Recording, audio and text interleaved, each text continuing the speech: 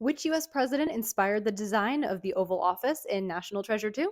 Let's find out. Welcome to National Treasure University, where we explain how National Treasure did, in fact, get things right. After returning from London, Ben Gates and his team must visit the White House to locate a missing plank hidden in the president's Resolute desk. And with the help of Phil Dunphy from Modern Family, they find their way into the Oval Office. Now, National Treasure 2 was filmed in 2006 and 2007, at which point George W. Bush was the president of the United States. But Bush wasn't president in the film. This guy was. And no, Bruce Greenwood's character was not named President Bush. In fact, he wasn't given a name at all. But that doesn't mean that President Bush didn't inspire the Oval Office set featured in National Treasure 2. For example, President Bush did use the Resolute desk, and he did have gold colored drapery in the Oval Office. Each president has the authority to make decor modifications, which is why details such as drapery might shift between administrations.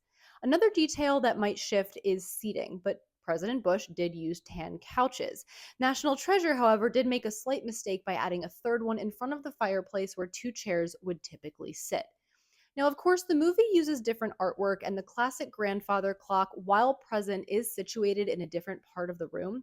But the real proof that we are looking at a replica of Bush's Oval Office requires us to glance at the ground.